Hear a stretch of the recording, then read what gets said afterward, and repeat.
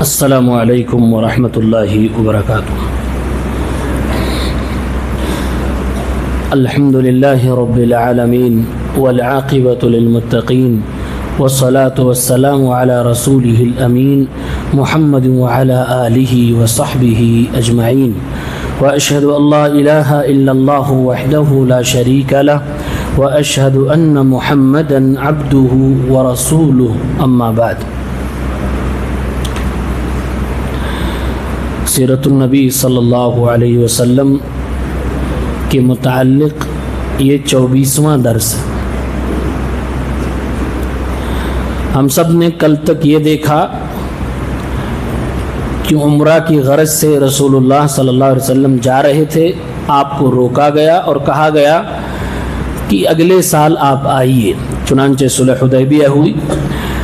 تو اگلے سال سن 7 ہجری کو اللہ کے نبی صلی اللہ علیہ وسلم وعدے کے مطابق خواب کی تکمیل کے حوالے سے آپ مکہ تشریف لے گئے، اور جیسا کہ وعدہ ہوا تھا کہ سفری ہتھیار کے علاوہ کچھ نہیں لا سکتے اور وہ تلواریں میان میں ہوں گی، چنانچہ صحابہ ایسے ہی گئے اور مکہ گئے، عمرہ کیا، 3 دن تک عمرہ کرتے رہے، قیام کیا، اور اس کے بعد جب واپس ہونے لگے تو حضرت حمزہ کی ایک بیٹی پکار کر اللہ کے نبی صلی اللہ علیہ وسلم کو کہنے لگی، یا عمی یا عمی، اے میرے چچا اے میرے چچا۔ چنانچہ حضرت علی نے اس بچی کو لیا اور حضرت فاطمہ کے حوالے کر دیا۔ 3 صحابہ کرام آپس میں اختلاف کر بیٹھے کہ اس بچی کی پرورش کون کرے گا، کیونکہ حضرت حمزہ تو غزوہ احد میں شہید ہو چکے ہیں۔ حضرت علی نے فرمایا میں کروں گا، آپ کے بھائی حضرت جعفر نے فرمایا میں کروں گا، زید رضی اللہ تعالیٰ عنہ نے فرمایا میں کروں گا، اور سب اپنی اپنی وجہ بتا رہے تھے کہ میں اس کا قریبی ہوں، میں یہ رشتے میں لگتا ہوں۔ اللہ کے نبی صلی اللہ علیہ وسلم نے حضرت جعفر ابن ابی طالب کے حق میں فیصلہ فرمایا۔ کیوں؟ اس لیے کہ حضرت جعفر کی بیوی اس بچی کی سگی خالہ تھی، اور اسی موقع پہ آپ صلی اللہ علیہ وسلم نے فرمایا الخالۃ بمنزلۃ الام، کہ خالہ ماں کے درجے میں ہوتی ہے، یعنی ماں کے بعد ایک بچی یا ایک بچے کی پرورش کے لیے سب سے زیادہ حق خالہ کا ہوتا ہے، اور وہ خالہ اسے پیار دے سکتی ہے۔ اسی لیے آپ صلی اللہ علیہ وسلم نے حضرت جعفر کے حوالے اس بچی کو کیا۔ اس کے بعد اسی سال غزوہ خیبر پیش آئی۔ اس جنگ سے پہلے مکہ کے 2-3 مشہور لوگ جو بہترین قسم کے جنگجو تھے وہ مسلمان ہو گئے۔ حضرت خالد بن ولید رضی اللہ تعالیٰ عنہ وہ مسلمان ہو گئے جو پوری زندگی میں، چاہے وہ اسلام کی حالت میں ہو یا کفر کی حالت میں ہو، انہوں نے کبھی کوئی جنگ ہاری ہی نہیں، وہ اسلام لے آئے۔ عمرو بن العاص وہ اسلام لے آئے۔ جب یہ لوگ اللہ کے نبی کے پاس تشریف لائے اسلام کی حالت میں تو اللہ کے نبی بہت خوش ہوئے، اور آپ نے فرمایا کہ مکہ نے آج اپنے جگر کے ٹکڑوں کو میرے حوالے کر دیا، اور واقعی ان لوگوں نے اسلام لانے کے بعد بھی بہت بڑا کارنامہ انجام دیا۔ چنانچہ غزوہ خیبر ہوئی سن 7 ہجری کے اندر۔ خیبر میں یہودی رہا کرتے تھے، ان یہودیوں کی طرف سے شرارت یہ ہوئی کہ عہد و پیمان توڑنے کے لیے آمادہ ہو گئے، اور آس پاس کے کفار و مشرکین کو بھڑکا رہے تھے کہ محمد پہ حملہ کر دو، اور خیبر کے یہودی سارے یہودیوں کو اکٹھا کر کے مسلمانوں پر حملہ کرنے کی سازشیں کر رہے تھے۔ اللہ کے نبی صلی اللہ علیہ وسلم تقریباً 1400 صحابہ کرام کو لے کر خیبر کی بستی پہ پہنچ گئے، اور رات اس سے کچھ دور پہلے گزاری۔ صبح فجر کی نماز کے بعد جیسے ہی سورج طلوع ہوا یا ہونے والا تھا کہ تمام کے تمام مسلمان خیبر پہ حملہ آور ہوئے۔ وہ لوگ بالکل شوق ہو گئے اور حیران ہو گئے، مجبور ہو گئے کہ اپنے قلعوں میں جا کر چھپ جائیں، اور قلعوں کے اندر یہ جا کر اپنے آپ کو چھپا لیتے ہیں۔ ایک لمبا وقت چلا، وہ قلعے میں بند، مسلمان باہر، مسلمانوں کو بھی بہت پریشانی ہو رہی ہے، وہ قلعے میں بند ہے اپنی حفاظت کرنے کے لیے، اور باہر اوپر سے حملے بھی کر رہے، کئی ایک صحابہ اس میں شہید بھی کر دیے گئے۔ قلعے میں سامنے والا ہو اور آپ باہر ہو تو اسے میں جنگ لڑنا بہت مشکل ہوتا ہے۔ خیبر فتح نہیں ہو رہا تھا۔ اللہ کے نبی صلی اللہ علیہ وسلم نے صحابہ کو تسلی دیتے ہوئے فرمایا، کل میں جھنڈا اس آدمی کے ہاتھ میں دوں گا، یحب اللہ ورسولہ ویحبہ اللہ ورسولہ، جو اللہ اس کے رسول سے محبت کرتا اور اللہ اس کے رسول اس سے محبت کرتے ہیں۔ صحابہ لڑ کے تھک گئے تھے کہ قلعے میں کیسے فتح کیا جائے گا۔ چنانچہ اللہ کے نبی نے فرمایا، کل میں دوسرے آدمی کو جھنڈا دوں گا۔ چنانچہ جب صبح ہوئی تو اللہ کے نبی نے فرمایا، علی ابن ابی طالب کہاں ہیں؟ سامنے آئے تو ان کی آنکھ میں کچھ دقت و پرابلم تھی اور انہی کو جھنڈا دینا تھا۔ اللہ کے نبی صلی اللہ علیہ وسلم نے اپنا لعاب لگایا، ان کی آنکھ کی پریشانی دور ہو گئی۔ آپ نے ان کو جھنڈا پکڑایا اور جھنڈا پکڑانے کے بعد ایک وصیت کی، فرمایا، علی یہودیوں کے قلعے پہ حملہ آور ہونے والے ہو، جھنڈا تمہارے ہاتھ میں ہے، لَأَن يَهْدِيَ اللَّهُ بِكَ رَجُلًا وَاحِدًا خَيْرٌ لَكَ مِنْ حُمُورِ النَّعَمِ، پہلے انہیں دعوت اسلام دینا، ان اسلام کی تعلیمات کو سمجھانا۔ ایک بھی یہودی اگر اسلام لے آیا تو تمام سرخ اونٹوں سے بہتر تمہارے حق میں ہوگا۔ چنانچہ حضرت علی رضی اللہ تعالیٰ عنہ نے بڑی جمع مردی کے ساتھ، بڑی بہادری کے ساتھ آپ نے اس کمان کو سنبھالا اور آپ کے جھنڈا لیتے ہوئے یہ جنگ جیت لی گئی اور خیبر کو فتح کر لیا گیا۔ اور اس میں بہت سارے مال غنیمت ملے، بہت ساری کھیتیاں ملی، یہاں پر کھیتیاں ہوتی تھی، وہ سارے معاملات طے تمام ہوئے۔ اور جب جنگ ختم ہونے کو ہو گئی تو یہودیوں نے کہا کہ اے محمد، ہم آپ کی دعوت لینا چاہتے ہیں۔ آپ نے دعوت قبول کر لی، اہل کتاب کا ذبیحہ حلال، دعوت قبول کر لی۔ تو ایک عورت جس نے دعوت پیش کی تھی اس کو یہودیوں نے ورغلایا کہ تم گوشت میں زہر ملا دو، اور اسپیشلی بکری کے ذرا میں اس میں زہر ملاؤ جو اللہ کے نبی کو زیادہ پسند ہے، کیونکہ وہی اٹھائیں گے وہی کھائیں گے۔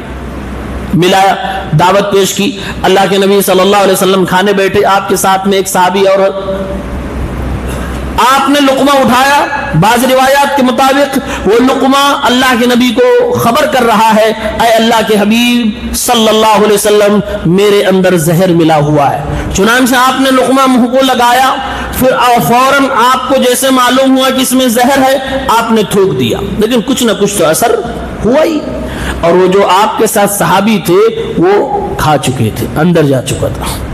اللہ کے نبی کو خبر ہوئی، صحیح بخاری کی روایت ہے، آپ نے پورے لوگوں کو بلایا، یہودیوں کو، اور فرمایا کہ میں تم سے سوال کرنے والا ہوں، تم لوگ جھوٹ تو نہیں بولو گے؟ ان لوگوں کا نہیں، 2-3 سوالات کیے، جھوٹ پکڑا گیا۔ اخیر میں آپ نے فرمایا، کیا اس دعوت والے گوشت میں تم نے زہر ملایا تھا کہ نہیں ملایا تھا؟ ان لوگوں نے اعتراف کیا، ملایا تھا۔ آپ صلی اللہ علیہ وسلم نے پوچھا کیوں ملایا تھا، کیا وجہ؟ اس عورت نے بھی کہا اور تمام لوگوں نے کہا، اردنا ان کنت کاذبا نستریح، ہم لوگ چیک کر رہے تھے کہ اگر آپ جھوٹے نبی ہو گئے تو کام تمام ہو جائے گا، ہمیں سکون مل جائے گا، وَإِن كُنْتَ نَبِيًّا لَمْ يَضُرُّكَ، اور اگر آپ سچے نبی ہوں گے تو آپ کو نقصان نہیں پہنچے گا۔ یعنی کہ یہ اپنے جانچ اور ایکسپریمنٹ کے چکر میں کسی کی جان لینے کو اتاولے ہیں، حقیقت میں یہ لوگ جان لینا چاہتے تھے، اللہ کے نبی کو جنگوں میں نہ ہرا سکے تو مارنا چاہتے تھے۔ اللہ کے نبی نے ان کے اس بیانیے کو تسلیم کیا اور آپ نے عورت کو معاف کر دیا، آپ نے کوئی بدلہ نہیں لیا۔ لیکن وہ صحابی جو ساتھ میں تھے جنہوں نے لقمہ کھایا، اس کی وجہ سے ان کی وفات ہو گئی، تو اللہ کے نبی نے قصاص کے طور پر، بدلے کے طور پر، اس صحابی کے جان کے بدلے میں اس عورت کو قصاصاً قتل کروایا۔ تو یہ بھی اسی جنگ میں ہوا۔ اس کے بعد سن 8 ہجری آیا۔ سن 8 ہجری میں پتہ لگا، اللہ کے نبی صلی اللہ علیہ وسلم کے ایک ایلچی ایک خط لے کر بسرا کے بادشاہ کی طرف جا رہے تھے، راستے میں ان کو رومیوں نے پکڑا اور قتل کر دیا۔ اس زمانے میں کسی کے ایلچی کو، پوسٹ مین کو، خبر لے جانے والے کو، جاسوس کو مارنا جرم تھا، چنانچہ اللہ کے نبی صلی اللہ علیہ وسلم خفا ہوئے اور آپ نے صحابہ کی ایک ٹیم تیار کی جس میں 3000 جنگجو تھے اور فرمایا کہ جاؤ مقابلہ کر کے آؤ. اور آپ نے کہا سب سے پہلے اس کے لیڈر ہوں گے, کمانڈر ہوں گے حضرت زید, یہ شہید ہو گئے تو حضرت جعفر, یہ ہو گئے تو عبداللہ ابن رواحہ, اور اگر یہ بھی شہید ہو گئے تو جو مسلمانوں میں آگے بڑھ کے جھنڈا سنبھال لے وہ ہو جائے گا. چنانچہ یہ جنگ شروع ہو گئی. سامنے 1 لاکھ سے زیادہ, تقریباً 2 لاکھ کفار تھے, اور مسلمان کتنے؟ صرف 3000. عبداللہ ابن رواحہ شہید ہوئے, زید ابن حارثہ شہید ہو گئے, جعفر ابن ابی طالب رضی اللہ تعالیٰ عنہ وہ بھی شہید ہو گئے. پھر حضرت خالد ابن ولید نے دوڑ کر لپک کر جھنڈے کو سنبھالا اور آپ نے اپنی قیادت میں 2 لاکھ فوج کے سامنے 30,000 صحابہ کے ساتھ زبردست جنگ کی. صحیح بخاری کی روایت, انکسرت یومئذ فی ید خالد ابن الولید 9 اسیاف. اس جنگ میں خالد ابن ولید کے ہاتھوں سے 9 تلواریں ٹوٹ گئی تھی, 9 تلواریں ٹوٹی تھی. اس کا مطلب یہ ہوا کہ بڑی دلیری کے ساتھ انہوں نے جنگ لڑی اور مقابلہ کیا, اور اس جنگ میں صحابہ کرام کی فوج کو پیچھے ہٹایا اور بچا کے لے کر واپس مدینہ چلے آئے. اور ایک چال چلی تھی کہ جو آگے تھے ان کو پیچھے کر دیا, جو دائیں تھے ان کو بائیں کر دیا, بائیں والوں کو دائیں کر دیا, ساری فوج کی ٹکڑیوں کو بدل دیا. تو سامنے جو لڑنے والے تھے وہ یہ سمجھے کہ لگ رہا باہر سے ان کو مدد مل گئی, ان کی تعداد بڑھ گئی ہے, لہٰذا وہ اسی میں ڈر گئے اور ڈر کی وجہ سے بھاگ گئے اور مسلمانوں کی جان کی حفاظت ہو گئی. تقریباً بلکہ زیادہ سے زیادہ 8 صحابہ صرف شہید ہوئے تھے, 2 لاکھ کا مقابلہ کر کے آئے تھے. اس میں خالد ابن ولید رضی اللہ تعالیٰ عنہ کی بہت بڑی بہادری ہے. اسی جنگ میں جب حضرت جعفر رضی اللہ تعالیٰ عنہ کی شہادت ہو جاتی ہے, اللہ کے نبی صلی اللہ علیہ وسلم مدینے کے اندر ارشاد فرماتے ہیں, اصنعوا لآل جعفر طعاما فإنهم اتاهم امر يشغلهم. فرمایا جعفر کے خاندان اور گھر والوں کے لیے کھانا بناؤ, کیونکہ ان کے گھر پہ ایک مصیبت آن پڑی ہے جس کی وجہ سے وہ ذہنی طور سے مشغول ہے. جو اور آپ کسی کے وفات ہو جانے پر اس کے گھر کھانا پہنچاتے ہیں, یہ حدیث پاک یہاں پر فرمائی گئی تھی. آپ نے فرمایا آل جعفر کے لیے کھانا تیار کیا جائے. اس کے بعد سن 8 ہجری رمضان آتا ہے. رمضان کی تقریباً 10 تاریخ یا 9 تاریخ تھی. خبر آتی ہے کہ مکے کے لوگوں نے وعدہ توڑ دیا. 2 سال پہلے صلح حدیبیہ میں جو وعدہ کیا گیا تھا وہ وعدہ توڑ دیا گیا. اللہ کے نبی صلی اللہ علیہ وسلم نے صحابہ کو تیار فرمایا. 10,000 کی لشکر کے ساتھ مکہ کی طرف آپ روانہ ہو گئے. 10,000 کی لشکر کے ساتھ اللہ کے نبی صلی اللہ علیہ وسلم مکہ روانہ ہوئے. مکہ والوں کو خبر ہوئی کہ محمد الرسول اللہ 10,000 کے ساتھ آ رہے ہیں. بہت سارے لوگ مکے سے نکل کے پہلے ہی راستے میں ہی آ کر اسلام قبول کیے. انہی میں سے حضرت ابو سفیان ابن حرب بھی تھے, جو تقریباً 18 سے 20 سال تک مسلمانوں سے لڑتے رہے. آج یہ مسلمان ہو گئے اور اسلام لانے کے بعد انہوں نے بھی بہت بحسن خوبی اپنی وفاداری کا ثبوت دیا اور اسلام کے لیے قربانیاں دی. اسی سفر میں مکہ کو فتح کیا گیا تھا. اللہ کے نبی صلی اللہ علیہ وسلم 10,000 صحابہ کے ساتھ مکے میں داخل ہوئے اور الگ الگ راستوں سے صحابہ کو داخل کیا اور بڑے پرامن طریقے سے مکے میں داخل ہوئے. داخل جب ہو رہے تھے تو آپ سواری پہ سر جھکا کے بیٹھے ہوئے تھے. ایسا نہیں کہ کوئی ظالم و جابر بادشاہ ہو, اپنے پرانے دشمنوں کو فتح کر رہا ہو تو ایک کی بوٹی اڑا دے. نہیں, بعض صحابہ نے کہا بھی الیوم یوم الملحمہ, آج تو بدلے کا دن ہے, آج تو مار کاٹ کا دن ہے. اپنی پرانی قربانیوں کو یاد کر رہے تھے جو ستائے گئے تھے. اللہ کے نبی نے جب سنا فرمایا نہ, ایسا نہیں ہے, الیوم یوم المرحمہ, آج رحم کرنے کا دن ہے. چنانچہ 4 لوگوں, 2 عورتوں کے علاوہ, چند گنے چنے لوگوں کے علاوہ اللہ کے نبی نے منظر عام میں اعلان فرمایا لا تثریب علیکم اليوم اذهبوا فانتم الطلقاء. آج تمہارے لیے کوئی پریشانی کی بات نہیں, میری طرف سے کوئی بدلہ نہیں, کوئی سرزنش نہیں ہے. جاؤ تم سب کے سب لوگ آزاد ہو, میں نے تم کو سب کو معاف فرما دیا. آپ نے معاف فرمایا اور اعلان کر دیا جس کو اسلام لانا ہو وہ مسجد حرام میں آ جائے یا ابو سفیان کے گھر میں آ جائے. امان دے دی, اعلان فرما دیا, سب کو معاف کر دیا. ایک ایک کر کے لوگ آتے رہے, اسلام قبول کرتے رہے, اسلام قبول کرتے رہے. ابو بکر صدیق رضی اللہ تعالی عنہ اپنے بوڑھے باپ کو لے کر اللہ کے نبی کے پاس حاضر ہو گئے.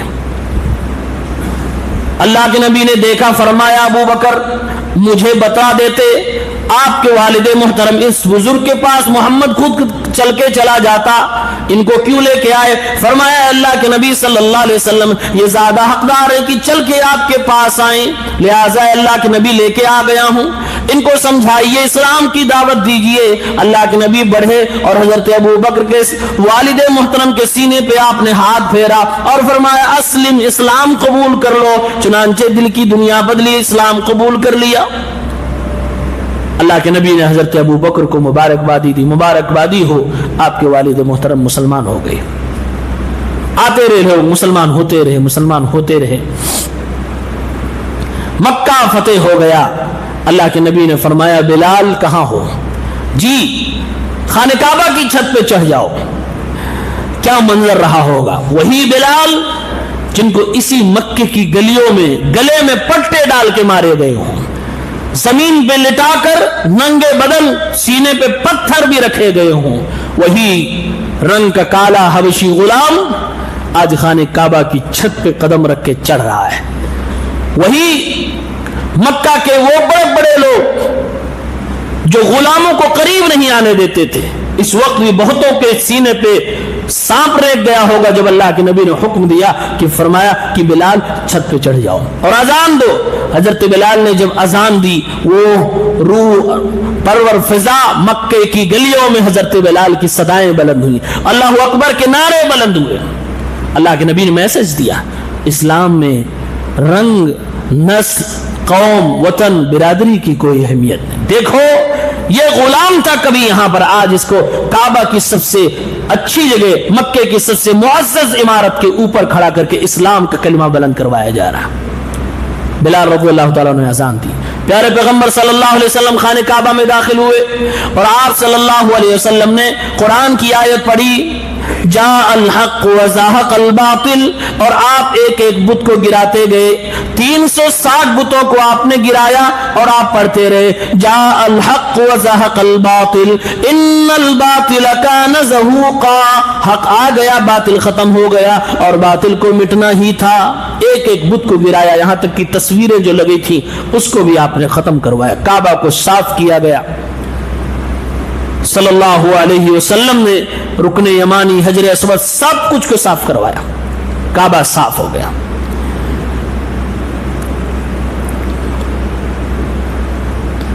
اسی غزوہ فتح مکہ ہی کے حوالے میں حضرت حاطب بن ابی بلتع کا واقعہ پیش آیا تھا کہ جنہوں نے خبر لیک کرنے کی کوشش کی تھی. اللہ کے نبی نے فرمایا تھا ان کو معاف کیا جائے کیونکہ یہ بدر کے صحابی, بدری صحابی ہیں. پھر اس جنگ کے بعد 2 اور قبیلے تھے مدینہ مکہ کے آس پاس میں جن کی شرارتوں کی خبر آ رہی تھی. اللہ کے نبی نے فرمایا اب ہم ادھر رخ کریں گے. تقریباً 19 دن مکہ میں گزارنے کے بعد, اور یہ 19 دن آپ صلی اللہ علیہ وسلم نماز قصر کرتے رہے. مکہ میں گزارنے کے بعد آپ نے حنین کی طرف اپنا قافلہ روانہ کر دیا. اب آئے تھے 10,000, 2,000 اور مسلمان ہو گئے 12,000.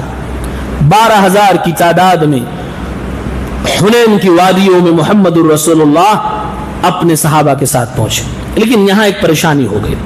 ایک انسانی فطرت, انسان جب زیادتی کو پاتا ہے, تعداد کو دیکھتا ہے تو اسے کچھ نہ کچھ محسوس ہوتا ہے کہ اب تو ہم زیادہ ہو گئے, اب ہمیں کون ہرا سکتا ہے. جبکہ اس پوری اسلامی تاریخ میں بار بار یہی میسج دیا گیا تعداد کم ہو یا زیادہ ہو, اسباب اختیار کرو, لیکن سب سے بڑی قوت تمہارے ایمان کی قوت ہے. تمہارا بھروسہ اللہ کی ذات پہ ہونا چاہیے, اپنی تعداد پہ نہیں ہونا چاہیے. چنانچہ صحابہ کرام کے دلوں میں یہ بات آ گئی کہ آج ہماری تعداد زیادہ ہو گئی, لہٰذا اس جنگ میں اللہ تعالیٰ نے مسلمانوں کو سبق سکھانے کے لیے تھوڑا سا پانسا پلٹ دیا, اور مسلمان جیسے وادیوں سے داخل ہو رہے تھے पहाड़ों के दामन में छुपे हुए कुफार ने तीर बरसाने शुरू कर दिए। 12,000 की लश्कर तितर बितर हो गई। बाज लोग इधर उधर भागने लगे, लेकिन अल्लाह के नबी मजबूती के साथ जमे रहे और आप ये शेर पढ़ते रहे, अनन नबी ला कज़िब अन इब्नु अब्दुल मुत्तलिब, मैं अल्लाह का नबी हूँ, मैं झूठ नहीं बोल रहा हूँ, मैं सच में अल्लाह का नबी हूँ और मैं अब्दुल मुत्तलिब का पोता हूँ, मैं उन्हीं की औलाद हूँ, मैं भागने वालों में से नहीं हूँ। आपने डट के मुकाबला किया। हजरत अब्बास इब्न अब्दुल मुत्तलिब डट के आपके साथ रहे, हजरत अबू सुफियान डट के आपके साथ रहे और आप सल्लल्लाहु अलैहि वसल्लम के साथ में सीने से सीना शाना बशाना मिलाकर कुफार का मुकाबला करते रहे। इधर अल्लाह के नबी सल्लल्लाहु अलैहि वसल्लम ने जब सहाबा को आवाज दी, अरे मेरे साथियों वापस आ जाओ, मैं अल्लाह के नबी डटा हुआ हूं, मैदान को संभाले हुआ हूं। सारे सहाबा वापस आए और फिर अखीर में अल्लाह तबारक व तआला ने ये जंग मुसलमानों के हक में दी, यानी मुसलमान फतहयाब हो गए।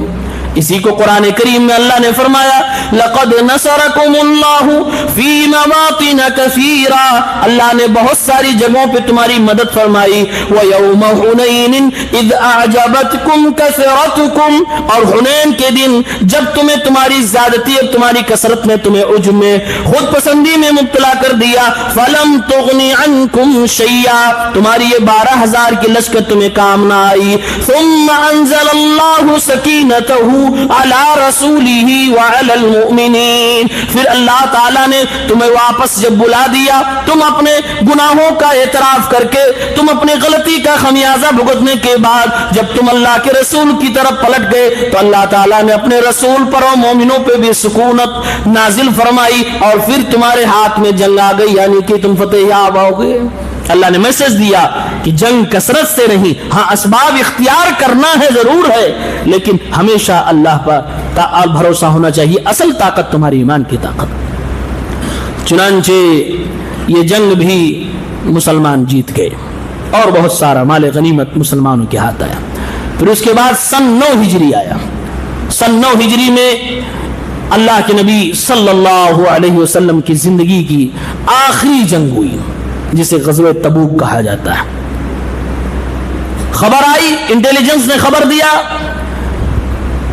कि जज़ीरे अरब के शुमाली हिस्से पे तबूक की जानिब बाज़ंतीनी हुकूमत, रूमी लोग इकट्ठा हो रहे हैं और लश्कर पे लश्कर जमा कर रहे हैं ताकि मुसलमानों को मारा जा सके। मदीने पे हमला करना चाहते, तैयारी चल रही है। अल्लाह के नबी ने फरमाया, उन्हें हमला करने का मौका नहीं दिया जाएगा, हम पहले ही वहां पहुंचेंगे। डरने वाली कौम मुसलमान कौम नहीं थी। ये नहीं कि आएंगे तो देखा जाएगा, नहीं, ये होशियारी थी, यह आपकी जंगी फरासत थी। आपने फरमाया सहाबा निकलो, ऐलान फरमाया कि जितने भी लोग कलमा पढ़ने वाले सब निकले तबूक के लिए और तैयारियां की जाए। इसी जंग में बहुत सारे मुनाफिकीन, बल्कि सब के सब पीछे हो गए, नहीं गए, बहाना करने लगे। क्यों?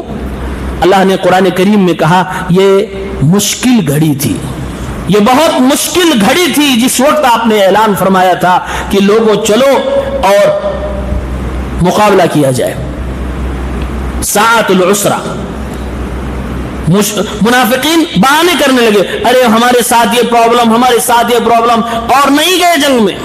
इन्हीं के साथ वो 3 सहाबा भी बहकाव में आ गए थे जो सुस्ती की वजह से नहीं गए कि हाँ अभी निकलेंगे, अभी निकलेंगे, अभी निकलेंगे। इतने में अल्लाह के नबी सल्लल्लाहु अलैहि वसल्लम निकल गए और ये लोग रह गए, जिनका वाकया आपने सुना है।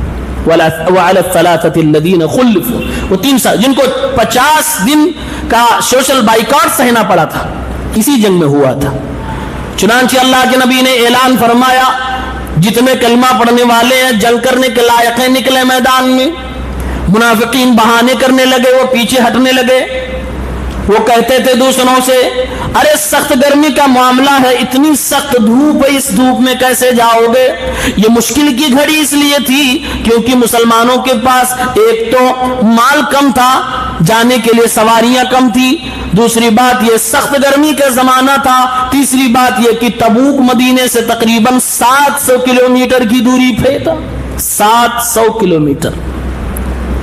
ये मुनाफिक खुद नहीं गए और दूसरों से कहने लगे ना जाओ, گرمی بہت ہے، سخت دھوپ ہے. اللہ نے قرآن میں کہا قل نار جہنم اشد حرا، کہہ دیجئے جہنم کی آگ بہت خطرناک ہے. گرمی سے بچ رہے ہو؟ یہ دنیا کی گرمی، جہنم کی آگ اس سے بھی بہت کئی گنا زیادہ خطرناک ہے. مسلمان گئے، مال کم تھا، اللہ کے نبی نے پبلک فنڈ جمع کرنا شروع کیا. فرمایا مسلمانوں اپنے خزانے کھولو، نکالو. صحابہ کے پاس مال بہت کم تھا، کیسے جاتے؟ 30,000 کا لشکر تیار ہوا تھا مسلمانوں کی طرف. 30,000 لشکر. پوری اسلامی تاریخ میں جتنی غزوے اور جنگ ہمارے نبی نے لڑی ہے، ابھی تک اس سے بڑی فوج تیار ہی نہیں ہوئی تھی. یہ 30,000 کا لشکر تھا. 30,000. لیکن جانے کے لیے سواریاں نہیں. کچھ لوگ ایسے بھی تھے، آئے اے اللہ کے نبی صلی اللہ علیہ وسلم ہمارے پاس سواری دے دیجئے، ہم چلیں گے. اللہ کے نبی نے فرمایا ہمارے پاس بھی نہیں ہے. وہ تڑپ رہے تھے جانے کے لیے، لیکن اللہ کے نبی نے معذرت کر لی. وہ واپس پلٹے تو روتے ہوئے جا رہے تھے. قرآن کریم میں ان کو بھی بیان کیا گیا اور اللہ نے فرمایا یہ معذور ہے، ان کو ثواب دیا جائے گا. اللہ کے نبی نے اعلان فرمایا صحابہ اپنے مال لاؤ، جمع کرو. حضرت عثمان رضی اللہ تعالیٰ عنہ نے 100 اونٹ دیے. اللہ کے نبی صلی اللہ علیہ وسلم اپنے دامن کو پھیلائے کھڑے ہیں. حضرت عثمان دینار پہ دینار لا رہے. 100 اونٹ دیے، پھر 100 اونٹ دیے، پھر 100 اونٹ دیے، یعنی کہ 300 اونٹ اکیلے حضرت عثمان نے دیے. اور دینار دیتے چلے گئے، 1000 دینار حضرت عثمان نے دیے. اللہ کے نبی اتنا خوش ہوئے حضرت عثمان کی اس قربانی سے اور آپ کے صدقات و خیرات سے. فرمایا اللہ کے نبی نے ما ضر عثمان ما عمل بعد اليوم، جو عثمان نے آج قربانی پیش کی، اپنے مال کا خزانہ کھولا ہے، آج کے بعد عثمان کچھ بھی کرے اس کو کچھ بھی نقصان ہونے والا نہیں. اللہ تعالیٰ نے اسے بخش دیا، معاف فرما دیا. اتنا خوش ہوئے آپ اپنے دامن میں وہ دینار پلٹ رہے تھے اور عثمان غنی کو یہ بشارت دے رہے تھے، یہ خوشخبری سنا رہے تھے. حضرت عثمان نے بہت زیادہ مال، اس میں 300 اونٹ اکیلے، پھر بھی سواریاں کم تھی. 30,000 لوگ تھے. اونٹ جو گئے صحابہ کرام باری لگا کے بیٹھتے تھے. کچھ دور ہم بیٹھیں گے، پھر پیدل چلیں گے، پھر کچھ دور تم بیٹھو، پھر ہم پیدل چلیں گے. ایسے چلتا رہا. 700 کلومیٹر کا سفر طے کرنا ہوا. اتنی مشکلیں آئیں کہ صحابہ کے پیر پھٹ گئے. وہ برانڈڈ جوتے جو آج کل فوجی پہنتے نہیں ہوا کرتے تھے، کپڑے پیروں میں باندھ کے چلتے گئے کہ وہ اسلامی ریاست کی حفاظت کی بات تھی، مسلمانوں کی جان و مال کی حفاظت کی بات تھی. بازنطینی اس زمانے کا وہ سپر پاور تھا. رومی طاقت سپر پاور فوج مانی جاتی تھی، اس سے ٹکرانے کی بات تھی. چنانچہ اللہ کے نبی صلی اللہ علیہ وسلم تبوک کے مقام پر پہنچ گئے. پتہ لگا تقریباً 1000 کی 40,000 سے لے کر 1,00,000 تک کی لشکر ان لوگوں کی تیاریاں کر رہی تھی. لیکن جب ان کو خبر ملی کہ ہم تو مدینے پہ حملہ کرنا چاہتے تھے، وہ مدینے والے اتنے طاقتور ہیں، اتنے جاواز ہیں، اتنے ہمتی ہیں، اتنے بہادر، 700 کلومیٹر چل کے آگے ہم سے لڑنے کے لیے، ڈر گئے. پورا زلزلہ برپا ہوگا ان کی فوج میں. یہ کون سی قوم ہے؟ ابھی ہم تیاریاں کر رہے ہیں، یہ 700 کلومیٹر چل کے چلی آئی، اور جبکہ ان کے پاس بہت سارے ساز و سامان بھی. اتنی بہادر قوم سے لڑنا ناممکن ہے، نہیں لڑ سکتے. ان لوگوں نے ہتھیار ڈال دیے، آئے ہی نہیں میدان میں، کوئی لڑائی ہی نہیں ہوئی. اللہ کے نبی صلی اللہ علیہ وسلم 20 دن تک اسی میدان تبوک میں رہے. 20 دن تک آپ ٹھہرے رہے. آؤ رومیوں، بازنطینیوں، آؤ مقابلہ کرنا ہے محمد اس کے ساتھیوں. کوئی نہیں آیا. 40,000 سے لے کر 1,00,000 تک کی تعداد تقریباً ان کی تھی، کوئی نہیں آیا. مسلمان یہاں سے بھی خوش و خرم فتح یاب واپس ہوئے. جب آ رہے تھے اللہ کے نبی صلی اللہ علیہ وسلم، اسی بیچ میں اللہ تعالیٰ نے قرآن کی آیتیں اتار کر آپ کو سارے منافقین کو ایکسپوز کیا گیا اور بتایا گیا کہ ابھی آپ کے پاس آئیں گے، قسمیں کھائیں گے، عذر بیان کریں گے. اے اللہ کے نبی صلی اللہ علیہ وسلم آپ ان کو ان کے حال پہ چھوڑ دیجئے، اس سے ہم نمٹ لیں گے. اور وہ 3 صحابہ، ان کو اللہ کے نبی نے آ کے سزا دی اور کہا ان کو بائیکاٹ کیا جائے. بیویاں 10 دن، آخری 40 دن کے بعد چھوڑ دیا. اخیر میں اللہ تعالیٰ نے ان کو بھی معاف فرما دیا. اور جو معذور تھے سب جو معذور تھے یا کسی وجہ سے نہیں جا سکے، تمام لوگ مسلمان تھے، ان سب کو اللہ نے معاف فرمایا. اور قرآن کریم سورہ توبہ کی آیت نازل فرمائی لقد تاب اللہ علی النبی والمہاجرین والانصار الذین اتبعوہ فی ساعۃ العسرہ. اللہ تعالیٰ نے تمام مہاجر و انصار کو بخش دیا، معاف کر دیا، سب کی توبہ کو قبول فرما لیا جنہوں نے میرے پیغمبر کی مشکل کی گھڑی میں ساتھ دیا اور اس کی پیروی کی. مشکل کی گھڑی مفسرین کہتے ہیں غزوہ تبوک تھی، یہ مشکل کی گھڑی تھی. یہ آپ صلی اللہ علیہ وسلم کی زندگی کی آخری لڑائی تھی، آخری جنگ تھی. فائدہ کیا ہوا وہاں جو گئے چل کے؟ فائدہ کیا ہوا؟ فائدہ یہ ہوا کہ اس ایریے میں مسلمانوں کا جلوہ ہو گیا اور ساری طاقتیں جو مسلمانوں کے خلاف تھی، ان سے لڑنے، ان کو مارنے کے بارے میں سوچ رہی تھی، سب کے دماغ سے وہ چیز نکل گئی اور اسلام کی دعوت وہاں تک پہنچ گئی، پھیل گئی. رومیوں سے خطرہ ختم ہو گیا، وہ ڈری ہوئی قوم ہو گئی، اب ان کی ہمت نہیں ہوئی دوبارہ کی وہ حملہ آور ہوں. اسلام کی دعوت کونے کونے تک، جزیرہ عرب کے آخری کونے تک پہنچ گئی. اب اسلام میں لوگ بہت تیزی سے داخل ہونے لگے. اب خود الگ الگ قبیلے وفد کی شکل میں مدینہ آنے لگے کہ چلو بھائی اسلام قبول کرتے، واقعی یہ سچا نبی ہے. ورنہ اگر یہ باطل ہوتا، اگر یہ غلط ہوتا، جھوٹا ہوتا تو اکیلے مکہ سے نکلا تھا. آج یہ 30,000 کی لشکر ہے، ایک ایک 2-2 لاکھ کی فوجوں کو چیلنج کرتا، کوئی اس کو ہرانے کی طاقت نہیں رکھتا. ایسے ایسے جانباز، ایسے ایسے سپاہی اس کے پاس ہیں. اور یہ جن کے کپڑے بھی مضبوط نہیں، جو پھٹے پرانے کپڑے پہننے والی قوم ہے، ہتھیار ہو یا نہ ہو نبی نے کہہ دیا تو جان دینے کو تیار ہے. ایسی فوج کہاں؟ دنیا کے لوگ، کفار تو دنیا کے لیے لڑتے تھے، مسلمان آخرت کے لیے لڑتے تھے اور سوچتے تھے جائیں گے، اگر بچ کے چلے آئے تو غازی، نہیں آئے تو شہید، دونوں میں ہمارا فائدہ. اللہ تعالیٰ نے اسلام کو سربلندی عطا فرمائی، اسلامی دعوت پھیلتی رہی پھیلتی رہی پھیلتی رہی. یہ سن 9 ہجری آپ کی زندگی کا آخری غزوہ ہوا، پھر لوگ تابڑتوڑ مسلمان ہونے لگے. اب یہاں سے آگے کل اللہ تعالیٰ ہم سب کو سیرت النبی سمجھنے پڑھنے کی توفیق دے. آمین.